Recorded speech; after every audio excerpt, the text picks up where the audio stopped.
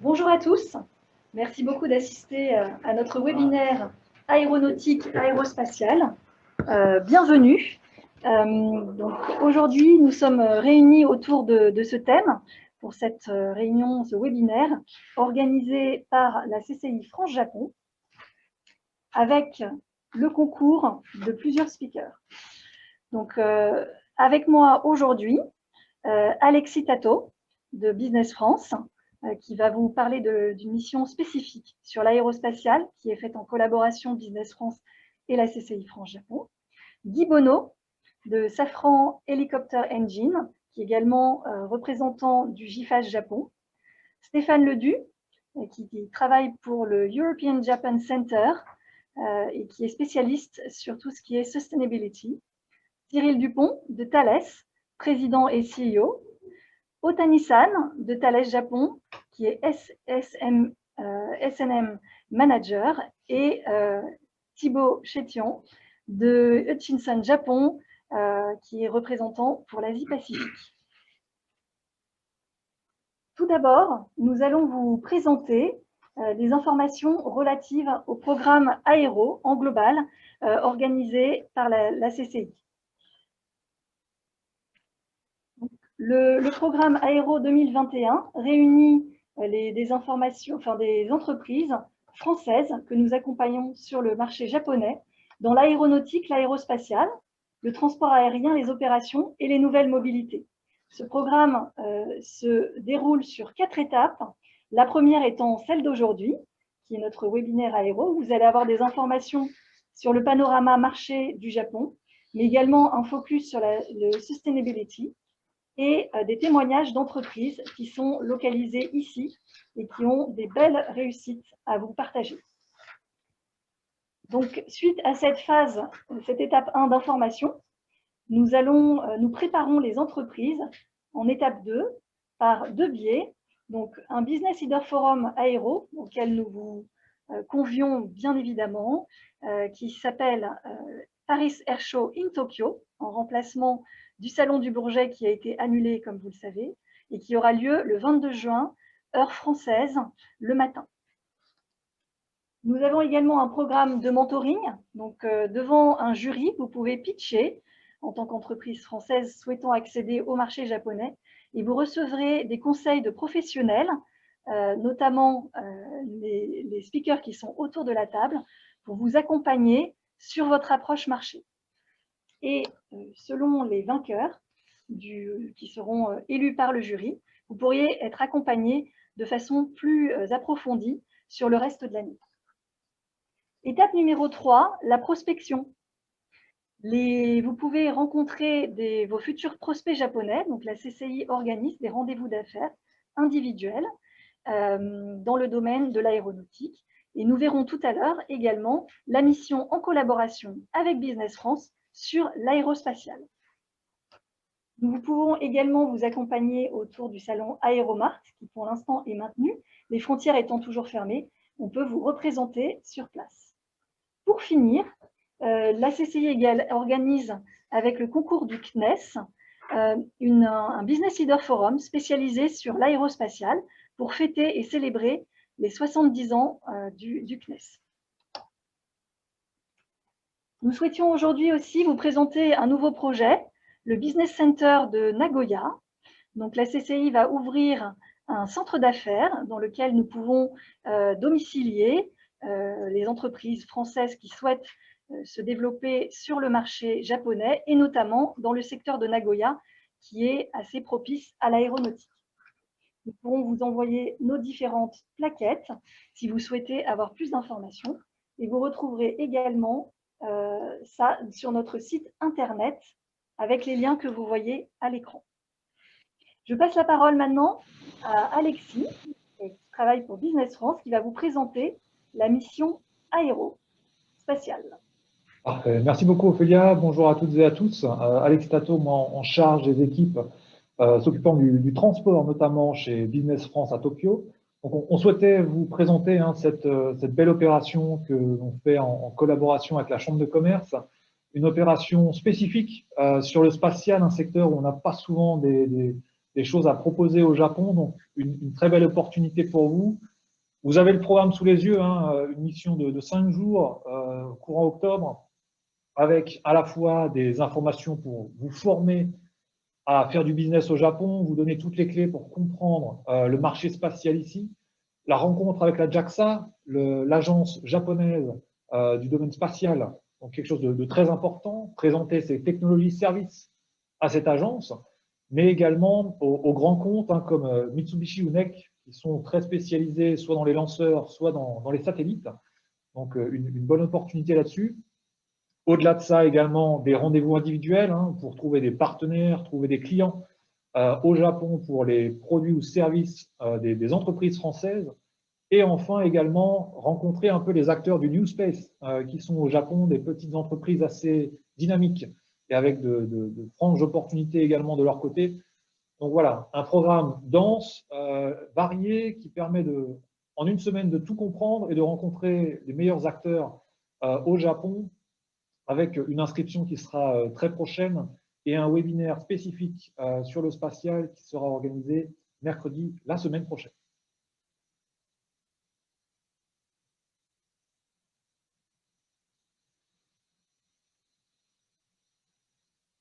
Merci beaucoup Alexis pour la présentation de la mission aérospatiale. On espère vous voir nombreux pour assister à ces 2 programmes. Je laisse maintenant la parole à Guy Bonneau, qui est Representative Director de Safran ici, au Japon, pour vous présenter le marché aéronautique. Bonjour à tous, merci de vous être connectés aujourd'hui. C'est toujours un plaisir pour moi de mélanger les activités institutionnelles GIFAS et celles de Safran, sachant que tout ça c'est fortement lié. Un petit mot rapide donc sur la situation au Japon, où le transport aérien est… bon, excusez-moi, on va parler pré-Covid, ce sera plus facile. Où le transport aérien était quelque chose de très important et juste derrière le ferroviaire ici, sachant que le transport domestique était très important. Hein. C'était le seul pays où on avait des 747 entre Tokyo et Osaka. On n'a jamais eu ça entre Paris et Londres, pour info. Donc, c'est une grosse part de marché. Il y a 15,6% de l'aéronautique en transport aérien, ce qui est pas négligeable sur le Japon, et que c'est également un acteur majeur, sachant que c'est un client majeur des grands équipementiers tels que Airbus et Boeing, et que donc une grosse partie de réalisation des appareils est faite ici. Voilà, ça c'est un, pardon, c'est un sujet qui était très très valable jusqu'à fin 2019. Là, on parle d'une chute de 93% en 2020. Cette chute est essentiellement sur l'international. Il y a eu un effet yo-yo en domestique où on est passé de moins 80 à moins 70, moins 50, puis moins 60, puis moins 40, en fonction des différentes restrictions de voyage données par le gouvernement japonais. Toutefois, ça reste de toute façon, enfin, le Japon reste un acteur majeur de l'aérospatial.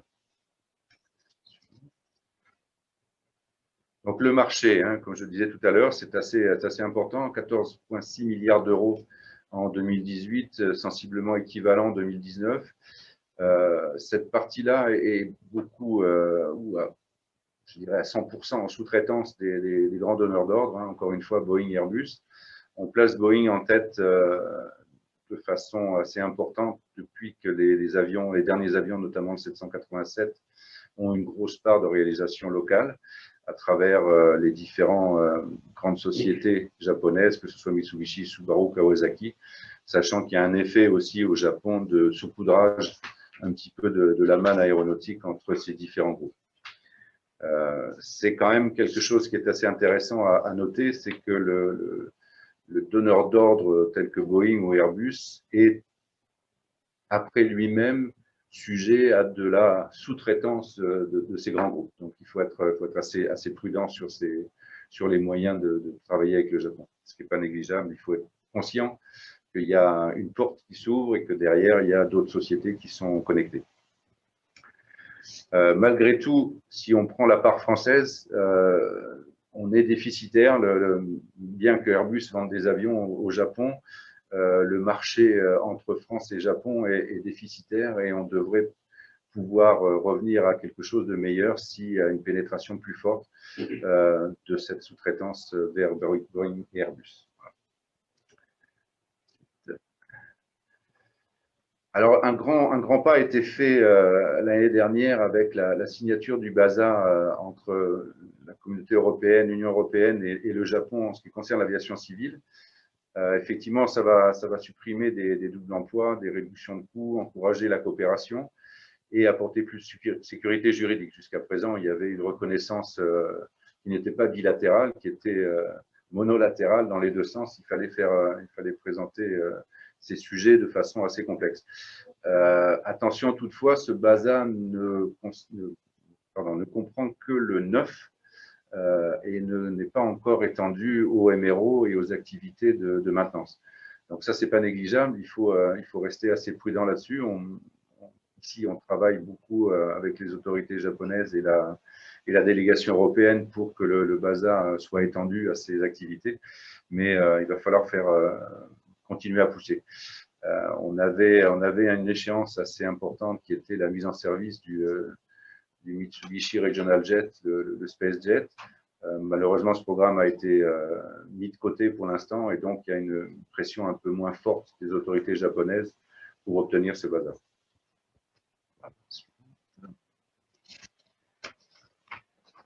En ce qui concerne plus principalement l'aérospatial ou le spatial, on va dire, le Japon est vraiment un acteur majeur qui est très avancé et qui est quasi autonome sur beaucoup d'activités.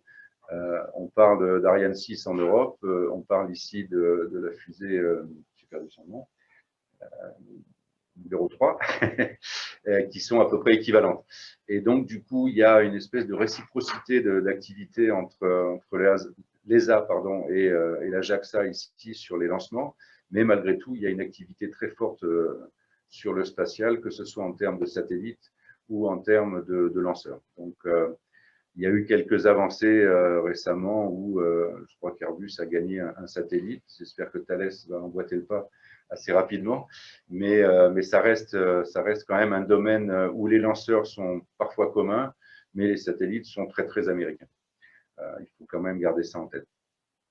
Ce qui est intéressant, c'est qu'il y a 2 bases de lancement sur le territoire et que le New Space devient quelque chose de très intéressant. Il y a des investisseurs japonais qui sont dans différentes sociétés et qui permettent de donner un espèce d'élan à ce New Space. Et donc, on espère que ça va permettre de créer beaucoup plus de liens entre la France et les entreprises japonaises.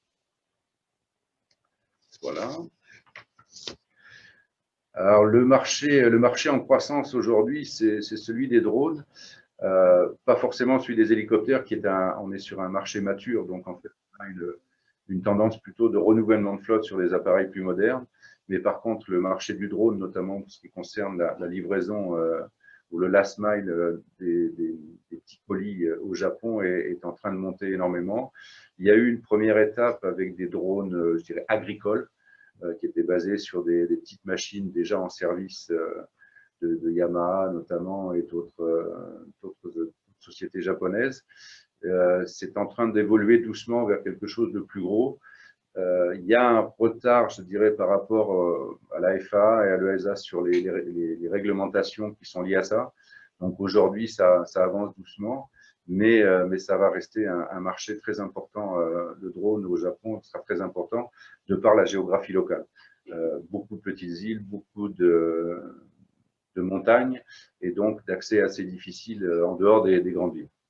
Donc tout ça, ça reste quelque chose à monitorer de près. Et je pense que le marché français ou les sous-traitants français auront leur mot à dire dans ce domaine-là. Voilà. Je passe la parole à notre collègue Stéphane Leduc, qui était précédemment à l'ambassade de France et qui s'occupait un petit peu de transport et qui va pouvoir parler un peu plus sur le côté sustainabilité.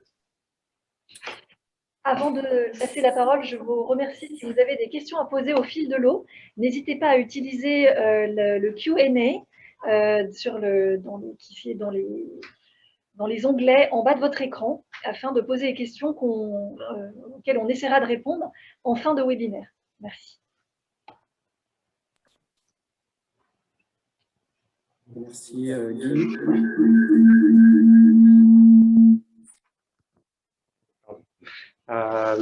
Merci Guy et Ophélia.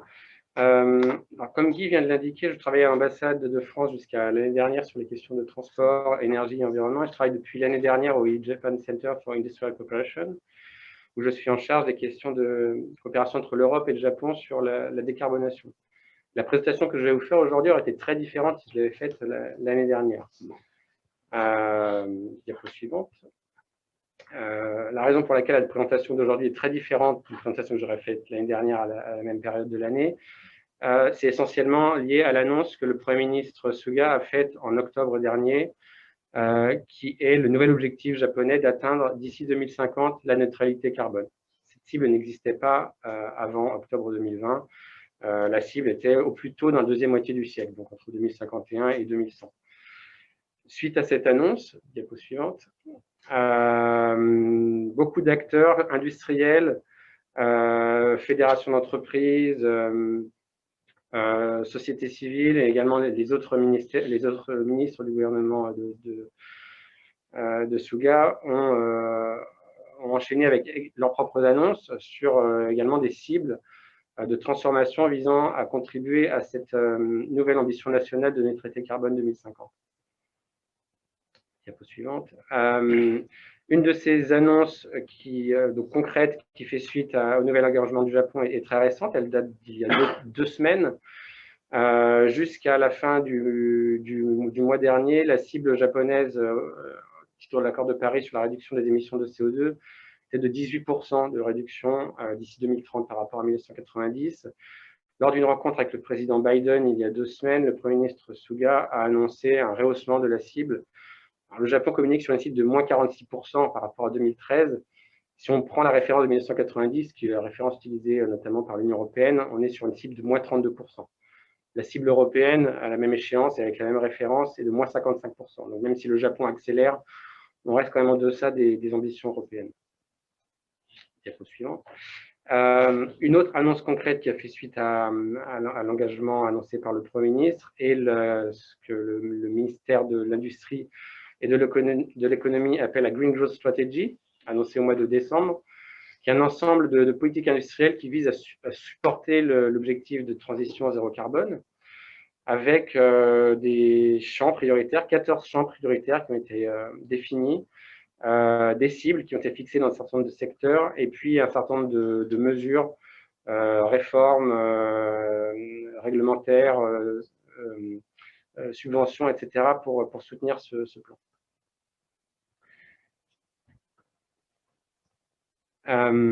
Les 14 champs sont découpés en 3 familles. Donc la première famille, c'est l'énergie, avec l'éolien en mer, un pilier très important de la décarbonation du mix énergétique pour le Japon. L'utilisation de l'ammoniac comme combustible en transition avant la société hydrogène. L'hydrogène, autre gros pilier très important, que j'ai encadré ici puisqu'il y a des liens importants avec le secteur de l'aviation. Et l'énergie nucléaire qui reste une composante que le Japon entend maintenir dans son mix énergétique. La deuxième famille dans les 14 champs prioritaires pour la stratégie de croissance verte, diapo suivante, c'est le secteur résidentiel et tertiaire, avec des projets sur de nouveaux types de panneaux solaires, la circularité des ressources, la décarbonisation des entreprises, notamment des petites entreprises avec l'industrie du lifestyle, le recyclage du carbone. Là aussi, j'ai encadré ce secteur parce qu'il y a des liens, comme vous allez le voir dans les diapos suivantes, avec le secteur de l'aviation.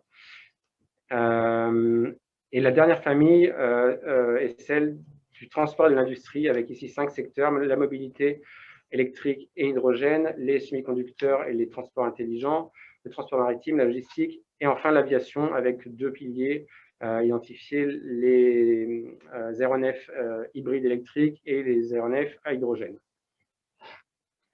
Ce plan est soutenu par un très important financement public de 2 trillions de yens, ce qui représente environ 16 milliards d'euros, visant à soutenir la R&D et des projets de démonstrateurs. Diapo suivante. J'ai inséré ici juste 2 cibles chiffrées L'une sur les énergies renouvelables, une cible chiffrée était fixée pour l'éolien en mer à 2040 avec 45 gigawatts installés, ce qui correspond à environ l'équivalent de 45 réacteurs nucléaires. Diapo suivante. Et une autre cible chiffrée avec l'interdiction à partir de 2035 de la vente de nouveaux véhicules fonctionnant uniquement au carburant fossile. Si j'ai inclus ces deux cibles chiffrées, c'est parce que, comme vous allez pouvoir le voir dans les diapos suivantes, il n'existe pas de cible aussi précise, chiffrée avec des dates ou des quantités sur le secteur de l'aviation. Le secteur de l'aviation est bien présent dans la stratégie de croissance verte, comme je l'ai indiqué, avec donc 4 axes que je vais présenter brièvement. Le premier, l'électrification des avions, avec comme en lien avec ce que Guy Bonneau a présenté, la stratégie du Japon de continuer à se positionner comme un fournisseur, un sous-traitant, qui va apporter des composants pour des donneurs d'ordre étrangers. Ici, dans le plan de croissance verte, Boeing est explicitement mentionné dans cette partie sur l'électrification des avions. Diapo suivante. Les avions à hydrogène, avec ici encore une stratégie japonaise de positionnement comme un fournisseur de composants. L'hydrogène est un pilier très important de la transition bas carbone du Japon dans tous les secteurs, dans la mobilité, dans le logement, dans la sidérurgie, etc. Et le Japon compte évidemment utiliser les technologies qu'il va développer pour les mettre à disposition des donneurs d'ordre dans l'aéronautique. Ici, c'est Airbus qui est mentionné explicitement dans le plan publié par le métier au mois de décembre sur ce sujet, sans que ce soit bien évidemment limitatif. Diapo suivante. Troisième axe sur l'aviation dans la stratégie de croissance verte, c'est la réduction du poids des appareils et l'augmentation de l'efficacité, avec la transition vers les matériaux composites à base de fibres de carbone, de céramique. Là encore, comme c'était le cas déjà sur les deux premiers axes que je viens d'évoquer, la volonté de renforcer la coopération avec les constructeurs aéronautiques étrangers. Quatrième et dernier axe mentionné dans la stratégie de croissance verte, c'est les biocarburants et les carburants synthétiques. Sur ce sujet, le Japon a déjà des démonstrateurs à petite échelle de production de biocarburants spécifiquement pour l'aviation, des plans pour des démonstrateurs à plus grande échelle. Et l'objectif ici du Japon apparaît lorsqu'on lit le plan plus ambitieux en termes de positionnement. On sent que le Japon souhaite devenir un leader sur ce secteur et apporter des biocarburants à coût compétitif avant d'autres pays. Diapo suivante. Donc ça, c'est le plan du gouvernement, du ministère de l'économie, du commerce et de l'industrie. Les compagnies aériennes ont également leur propre plan.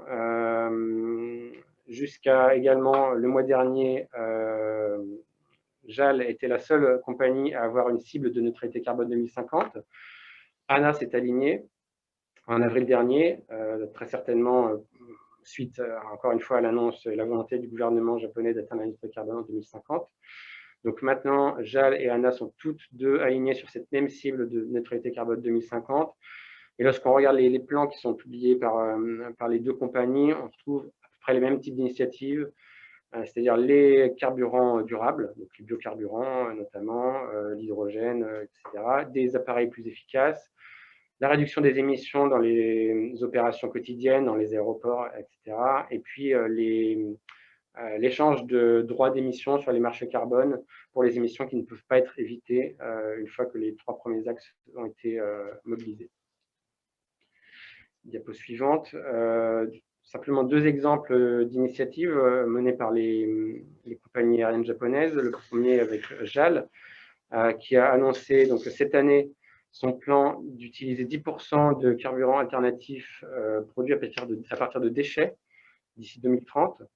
Et d'ici 2040, l'objectif d'utiliser ce type de carburant dans l'ensemble des vols domestiques de la compagnie. Diapo suivante, un exemple d'initiative menée par ANA, qui a signé l'année dernière un accord avec la compagnie finlandaise Neste pour une alliance stratégique sur l'approvisionnement en carburant durable. Diapo suivante. Donc, ce que je viens de présenter, ce sont les ambitions du Japon. Il y a une très nette volonté d'accélérer par rapport à il y a ne serait-ce qu'un an. Le paysage est très, très différent maintenant. Donc, les acteurs japonais, que ce soit les acteurs publics, les acteurs industriels, sont à la recherche de solutions pour décarboner leurs activités. Donc, le secteur de l'aviation est une des cibles, comme je viens de l'indiquer. Mais le Japon est en retard par rapport à l'Europe d'environ 5 à 10 ans sur les politiques ou les secteurs liés à la décarbonation. Donc, le Japon a besoin de partenaires et les industriels européens sont très bien placés sur beaucoup de secteurs, peuvent apporter des solutions dont le Japon a besoin, à la fois pour des projets au Japon, mais aussi pour des projets en pays tiers avec des partenaires japonais. C'est peut-être un peu moins le cas sur l'aviation, mais sur d'autres secteurs, il y a des opportunités à développer. Voilà, merci de votre attention. Si vous avez des questions sur les sujets que je viens de présenter, vous pouvez me contacter par LinkedIn. Mon profil est indiqué sur cette slide.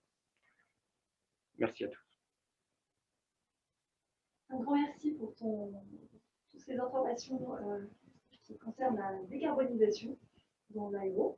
Nous allons maintenant passer au témoignage d'entreprise, notamment avec Cyril Dupont, qui est président et CEO de Thales, et M. Otani-san, qui est S&A Director. Bonjour à tous. Alors, s'engager au Japon, c'est une aventure de longue haleine. Thales a commencé il y a 51 ans maintenant. On a commencé tout petit, on était juste un bureau d'achat qui négociait des contrats pour le compte du groupe Thomson CSF à l'époque. Et progressivement, on a grossi dans différents domaines. Et aujourd'hui, pratiquement tout le portfolio de Thales est commercialisé au Japon et on a des clients dans à peu près tous nos domaines, que ce soit la défense, les ministères, les compagnies aériennes, le secteur médical, les instituts universitaires et de recherche, les opérateurs de télécom et la banque et le secteur de l'automobile. Nous sommes à peu près 140 personnes aujourd'hui à Tokyo. Et cette année, Thales est devenu membre de l'équivalent du MEDEF japonais, donc qui s'appelle le Keidanren, qui est une reconnaissance de notre empreinte locale au Japon. Alors, les principaux messages que je voudrais convoyer aux entreprises et aux investisseurs qui souhaiteraient s'implanter au Japon, tout d'abord, développer son activité au Japon, ça prend du temps. Donc, le premier conseil, c'est plus vite vous démarrez, mieux c'est. La seconde chose, c'est que la confiance est un élément clé du succès dans le business et notamment dans la relation avec les clients japonais qui attendent de votre part que vous engagiez personnellement sur le long terme. La relation n'est pas seulement une relation à haut niveau. Au Japon, la relation au niveau opérationnel, au working level, comme on peut dire, est une relation gagnante parce que le Japon est un pays de relations de consensus. Donc, lorsque les niveaux opérationnels trouvent un accord, il est beaucoup plus facile d'accéder à des niveaux supérieurs et de recueillir le support des niveaux supérieurs. Ensuite, les produits que vous allez proposer au Japon, alors ils doivent être parfaits. Hein, le niveau d'exigence, notamment en termes de qualité, est bien au-dessus des standards et des exigences du niveau européen. Et également, généralement, les clients japonais sont plutôt prudents et n'aiment pas prendre de risques. Et en l'occurrence, ils vous demandent des produits qui ont fait leurs preuves. Donc, dans le domaine, particulièrement dans des domaines comme l'aéronautique où la sécurité est extrêmement importante. Donc, on parle souvent d'héritage. Donc, plus vous avez des produits avec héritage, plus vous avez de chances de pénétrer le marché japonais. Alors après, il faut savoir que le Japon est un pays avec un extrêmement fort tissu industriel. Donc, vous allez rencontrer dans tous les domaines des compétiteurs très forts, très bien implantés.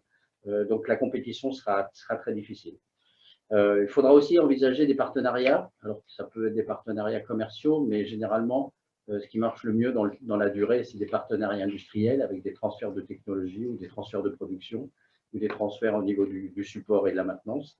Mais ça, vous devez l'intégrer dans le business model que vous allez établir au Japon.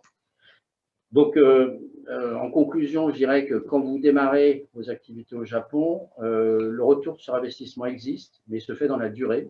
Et quand vous rentrez sur un projet au Japon, c'est généralement pour des années. Et quand je dis des années, c'est plutôt des décennies. Un des plus vieux contrats de Thales aujourd'hui est au Japon, avec un partenaire que nous avons depuis plus de 30 ans. Voilà. Écoutez, je vais laisser la parole à mon collègue Masa Otani, qui est le directeur commercial de Thales au Japon, qui va vous donner en anglais la vision et les bonnes pratiques avec les clients japonais.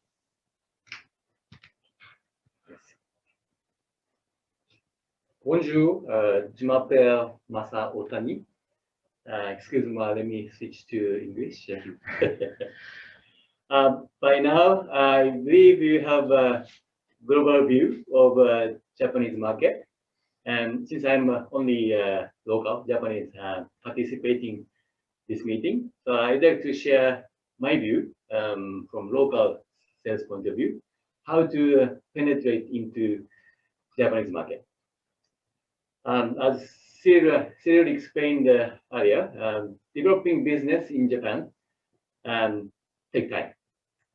However, once you enter this market, you can expect business for long term based on trusting relationships.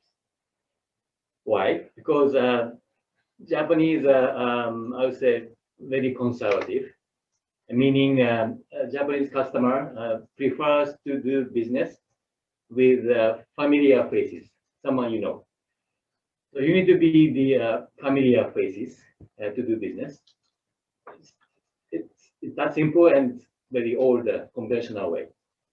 So normally, if I select target, we try to meet with customers as often, as much as possible at exhibition or event, and make appointment to visit customers to provide corporate presentations and provide presentation of products and try to build a relationship. The important point is you should not expect the result in short term, but target mid-term or even long-term returns. Once you successfully meet the target and have a relationship, and if you can have dinner with customers, it's always a good sign. You can expect good result in coming years. So please come visit Japan and visit Kawasaki in Gifu or Mitsubishi in Nagoya. It's the same area. So you can visit both in one day and have sushi and sake with them. Of course, currently not possible to visit Japan due to COVID. But I'm talking about after COVID. Hopefully, it's coming shortly after summer or so. Even without COVID constraints, you might think visiting Japan from France take time and the cost, so you can't visit Japan often. I understand that. So if that's the case, you might need to find local partners, and they can work on behalf of you. And if they're capable, they can set up a dinner for you. That's my message from as a local sales. Thank you. Merci. Thank you so much. Nous allons maintenant passer à la présentation, le témoignage de Hutchinson avec Thibaut, qui est Asie-Pacifique Market Leader, qui va vous présenter l'approche de Hutchinson sur le marché. Merci Ophélia et merci Cyril et Otani-san. Donc il y aura de nombreux ponts avec ce qui a déjà été dit. Mais je pense que c'est une belle opportunité pour nous d'échanger sur les expériences des uns et des autres sur ce marché très particulier qui est le Japon. Pour ceux qui ne connaissent pas Hutchinson, donc nous sommes une filiale du groupe Total, nous sommes leaders en système anti-vibratoire, management des fluides et solutions d'étanchéité. Notre objectif premier est de garantir le confort et la sécurité des utilisateurs de véhicules roulants et volants, d'où ma présence ici. Notre groupe a enregistré un chiffre d'affaires de 3,8 milliards en 2020, on rassemble 40 000 collaborateurs dans 25 pays. Alors, je mentionne ces chiffres, hein, c'est pas pour faire la promotion du groupe, mais c'est plutôt pour dire qu'on est une société quand même de taille conséquente, hein, on peut dire ça. Pour autant, on a eu une approche très progressive du marché japonais, une pénétration très progressive aussi. Et je pense que ça parlera aux SMI notamment, ou aux sociétés de plus petite taille qui envisagent de faire la promotion de leurs produits et leurs services au Japon. Et ça fait aussi lien avec le temps nécessaire à la construction d'une relation de confiance, comme décrit par Cyril et Otani-san précédemment. Alors, en ma qualité de responsable commercial Asie basé au Japon, je vais donc partager notre historique, l'historique du Chingson au Japon, et plus particulièrement notre expérience sur ce marché. Nous nous sommes donc établis indirectement en 2002 au travers d'un accord de représentation commerciale. Hein. On peut parler d'un accord avec d'agents. On a été introduit auprès d'une société dite une trading japonaise, donc en français on peut assimiler ça à une société de distribution, qui nous avait été recommandée par notre client cible dans le cadre d'un appel d'offres, et qui nous avait bien fait comprendre à l'époque que c'était un moyen de commencer à développer sereinement une relation avec eux. Donc à l'époque, c'était en tout cas ce qui prévalait, et c'est le choix qui avait été fait par Hutchinson. En 2003, le groupe a décidé de s'enregistrer en nom propre, au travers d'un bureau de liaison, donc un bureau de représentation, avant de s'établir en tant que filiale à 100% en nom propre, dans la perspective de nouveaux projets automobiles, notamment. En 2015, j'ai eu l'honneur d'être nommé responsable commercial Asie, basé à Tokyo, dans le but de renforcer la relation qui nous unissait à notre agent et apporter une expertise produit que ce dernier n'était pas toujours en mesure de promouvoir à sa juste valeur. Cette mobilisation au Japon avait aussi pour but de mieux cerner le marché et comprendre son fonctionnement, dans l'espoir non dissimulé d'y booster nos ventes, évidemment. Alors, durant les 2 premières années de mission ici, j'ai pu apprécier le rôle de notre agent, ses bénéfices, mais aussi ses limites. Et c'est pour cela que nous avons pris la décision de passer d'un contrat d'agent à un contrat de distribution avec cette même société, avec qui nous travaillons donc déjà depuis 15 ans, depuis 2002. Donc, ce nouveau contrat nous permettant notamment de pouvoir accéder à un plus large panel d'appels d'offres, comme par exemple certains programmes militaires, mais aussi offrir la possibilité aux HI. Alors, quand on parle des HI au Japon, c'est pour Heavy Industry. Donc, vous avez Guy qui a mentionné Mitsubishi, Kawasaki. Toutes ces sociétés s'appellent Mitsubishi Heavy Industries, Kawasaki Heavy Industries, Subaru, bon, précédemment c'était Fuji Heavy Industries. Et ensuite, il y a d'autres ramifications où ils n'ont pas le HI, mais en tout cas, ce sont vraiment on va dire les plus gros donneurs d'ordre du marché aéronautique au Japon.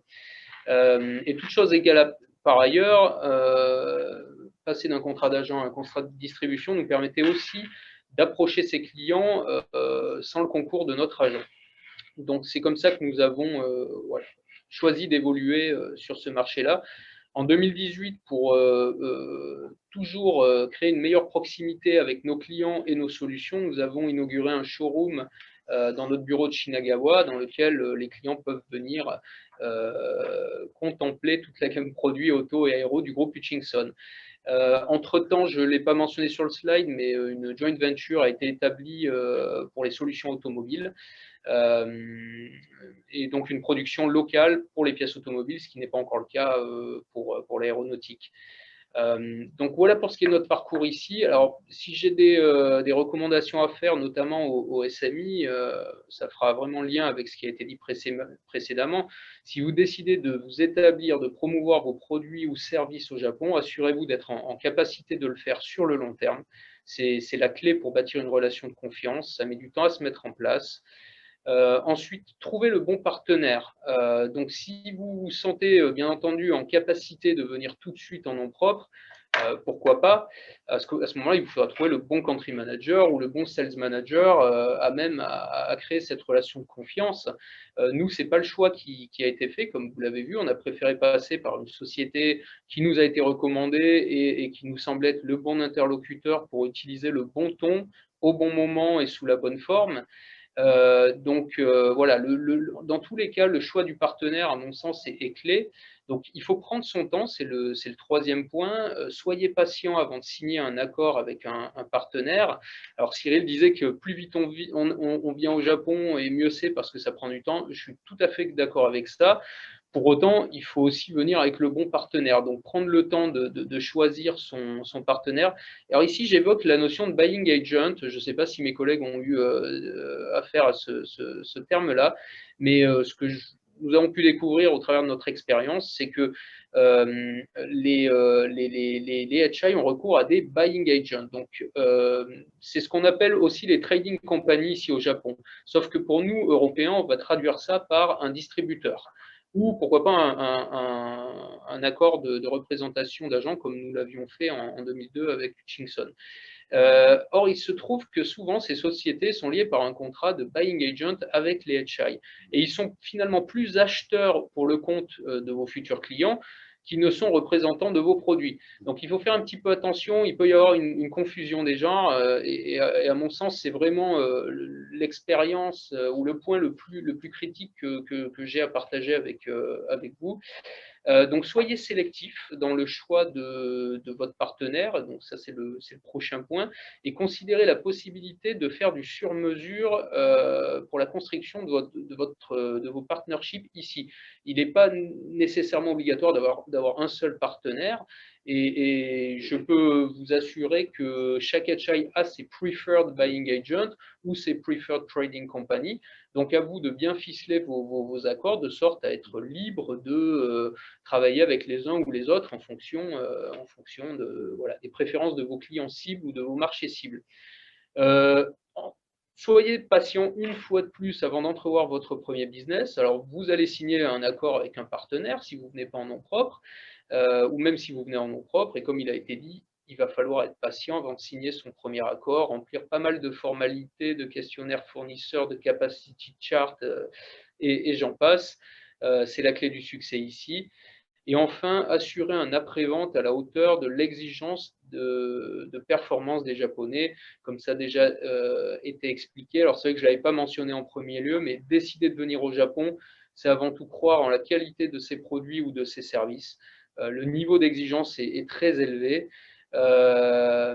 Donc, si vous n'êtes pas confiant sur le niveau d'excellence ou de votre capacité à répondre à des lead times très serrés, des cahiers des charges extrêmement poussés, voire parfois à de la surqualité ou à des exigences qui vont au-delà des spécifications des OEM, mieux vaut prendre le temps de s'assurer que votre solution répondra bien à un besoin sur le marché japonais. Et ensuite, voilà, il y aura question de temps et de bons choix, et vous construirez des relations qui dureront sur le très long terme. Voilà. Merci beaucoup Thibaut pour ce partage d'expérience très riche. Nous allons passer maintenant à la session de questions-réponses. Donc nous avons déjà une question en cours. Si vous avez des questions, n'hésitez pas à les poser sur la rubrique questions-réponses et on s'assurera d'y répondre soit en direct live, soit après le webinaire en fonction des questions-réponses. Donc première question, y a-t-il des technologies spécifiques qui peuvent aider la décarbonisation du secteur aérien au Japon et qui sont recherchées par les constructeurs japonais? Qui souhaite répondre à cette question? Je peux répondre partiellement. Je vais reprendre le micro.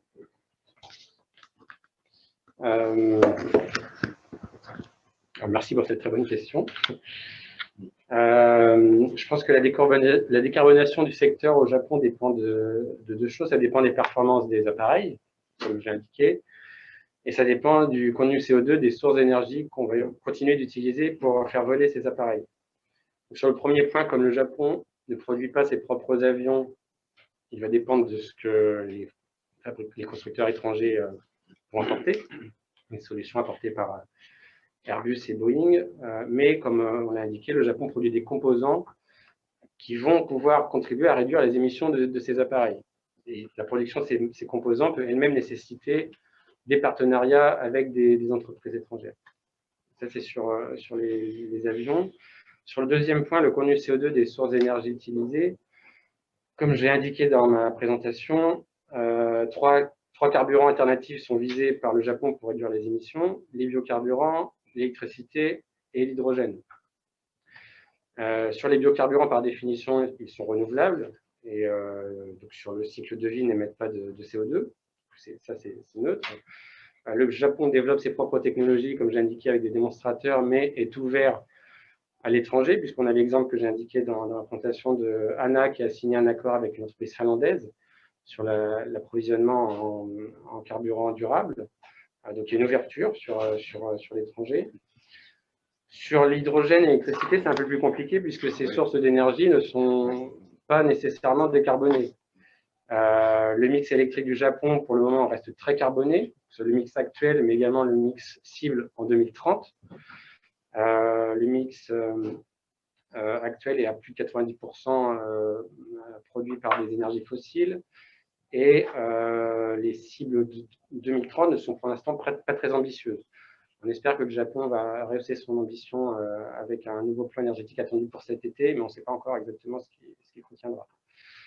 Donc, sur le mix électrique, on a ce souci d'une dominante carbonée. Et sur l'hydrogène, c'est un petit peu la même chose dans la mesure où il n'y a pas de plan aujourd'hui clair, chiffré sur la trajectoire que le Japon entend suivre pour décarboner l'hydrogène. Le Japon présente beaucoup l'hydrogène comme une énergie propre, sous-entendu propre à l'endroit où on la consomme, mais la façon dont elle est produite à la source est parfois éludée dans les plans japonais.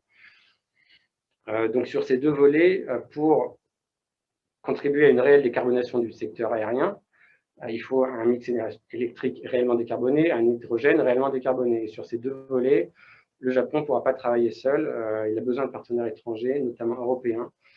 Il y a déjà beaucoup d'exemples dans la production d'électricité renouvelable avec des acteurs européens, que ce soit au Japon ou en pays tiers avec des partenaires japonais. Sur l'hydrogène également, le Japon va travailler avec des acteurs étrangers pour développer un hydrogène propre. Deux derniers points sur ces sujets. Sur l'électricité, elle sera produite localement au Japon, puisque le Japon n'est pas raccordé à aucun autre pays par un réseau électrique. Par contre, le biocarburant et l'hydrogène seront massivement produits en dehors du Japon. Donc, il y a aussi des questions de supply chain internationale de biocarburant et d'hydrogène propre, sur lesquels le Japon aura besoin de partenaires. Le dernier point qui est très peu évoqué, qui n'est notamment pas dans la Green Growth Strategy, c'est la question du recyclage. Donc le recyclage des appareils en fin de vie. C'est des sujets sur lesquels on commence à travailler en Europe et dont on entend très peu parler pour le moment au Japon, mais ça va sans doute venir puisque, comme vous l'avez peut-être vu dans la présentation, les questions de circularité de ressources, économie circulaire reviennent très souvent. Donc le Japon va sans doute à un moment chercher à également traiter cette question. Merci beaucoup pour cette réponse détaillée et pertinente. N'hésitez pas à poser vos questions, encore une fois, sur le module questions-réponses de Zoom. On sera ravis d'y répondre. Nous avions eu également des questions sur le webinaire, enfin, sur le formulaire Google Doc. Et une question était liée aux hélicoptères et au service de MRO. Oui, alors je reprends la main là, sur cette question-là. Le MRO, si vous vous rappelez ce que j'ai donné en introduction concernant le BASA ne couvre pas encore la partie réparation. Donc aujourd'hui, on est toujours soumis à une autorisation d'importation de matériel réparé. Il y a une étape de présentation des matériels et des documents au JCAB, hein, le Japan Civil Aviation Bureau, qui doit donner sa validation pour ces produits avant qu'ils soient montés. Donc c'est encore une étape qui n'est pas la plus facile. Je dirais pas que c'est compliqué, c'est plus une perte de temps et donc qui dit perte de temps dit perte d'argent vous oblige à avoir un intermédiaire local qui soit capable de traiter avec les autorités japonaises de façon à obtenir le fameux Yosho là, qui permet aux pièces d'être montées après et de recevoir une certification japonaise. Donc là, pour l'instant, on n'en est pas encore là. Il y a quelques accords avec certains pays. Alors, il faut faire attention. Il y a des accords avec le Canada, il y a des accords avec le Brésil, mais il n'y a pas d'accord de ce côté-là avec l'Union européenne. Donc, on est à peu près sauvé dans le sens où il n'y a pas d'accord non plus avec la FAA, avec les Américains. Donc les deux gros poids lourds ne sont pas en lien direct et facile avec le Japon. Donc il faut quand même faire très attention. Comme je disais tout à l'heure, on travaille dessus de façon à étendre ce bazar. Mais pour l'instant, ça reste quelque chose de plus compliqué, plus difficile que compliqué. Voilà, si vous pouvez me comprendre. Voilà. Je rebondis sur ce que disait Stéphane tout à l'heure sur les carburants d'origine non carbonés. Il y a effectivement beaucoup de travaux là-dessus et il faut qu'on fasse très attention. Le Japon va avoir effectivement à travailler avec beaucoup de pays et notamment avec les pays du sud-est asiatique. Et ça me donne l'opportunité de vous dire que travailler avec le Japon sur des pays tiers, c'est aussi travailler avec le Japon. Et c'est très important de garder ça en tête, c'est-à-dire que avoir un accord sur des travaux avec le Vietnam, la Birmanie ou peu importe où aujourd'hui, où le Japon investit, c'est quelque chose qui vous permet de mettre un pied au Japon. Donc, il ne faut pas regarder le Japon comme étant juste un but en soi, mais regarder comment travailler avec des entreprises japonaises sur tout le sud-est asiatique et éventuellement l'Afrique aussi, où il y a une grosse participation japonaise, bien sûr, pour contrer les ambitions chinoises. Voilà. Merci beaucoup, Guy. Donc nous avons une autre question. Pourrait-on avoir accès à un détail participation MH1 alors dans le programme aérostructure et moteur vis-à-vis des programmes? Alors, participation. Oui, alors il y a des éléments de réponse qui sont assez, je dirais, assez faciles, où il y a la description des programmes, notamment sur les sites web de MHI, Kawasaki, etc. Donc, on a une bonne vision de ce qui est fait. Alors, effectivement, ça ne va pas rentrer en détail sur le contenu du contrat de risk sharing et ce que ça comporte exactement, mais ça donne déjà une très bonne idée des participations de ces sociétés. Donc, je vous engage, avant d'aller plus avant, de consulter les sites web de ces sociétés. Il y a toujours des sites web en anglais, hein, dans tous les cas, donc c'est possible. Maintenant, si vous avez des questions plus particulières, vous pouvez nous les poser directement. On essaiera d'y répondre si nous ne sommes pas en concurrence.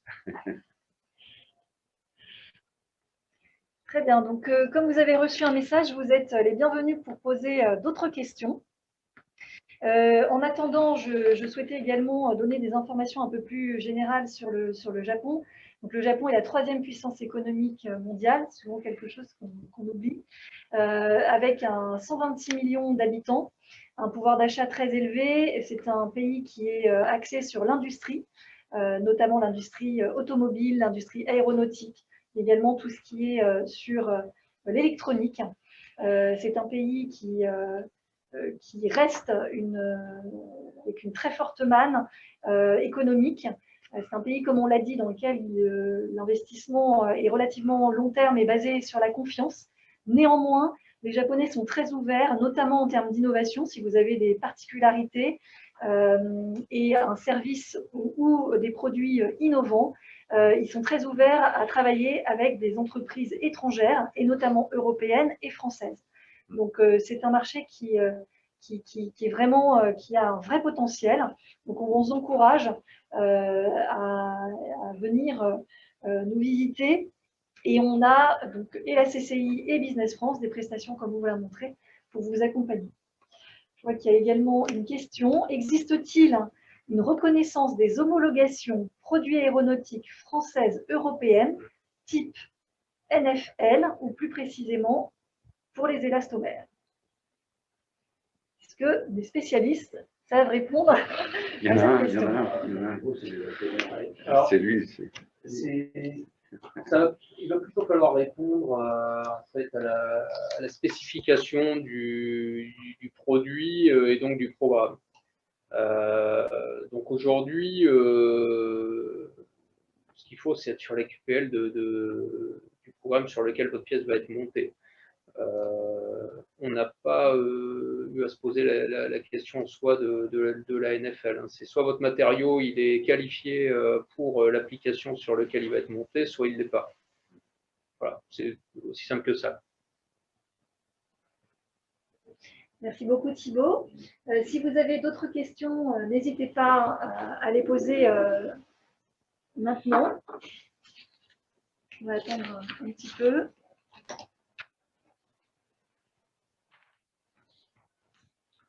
Donc, toujours pareil dans le bloc questions-réponses. En profiter pour donner un petit conseil. On n'a pas trop abordé, à part Cyril de Thalès a mentionné la défense. Ce sont des marchés qui ne sont pas fermés a priori. Il ne faut pas se cacher, c'est difficile.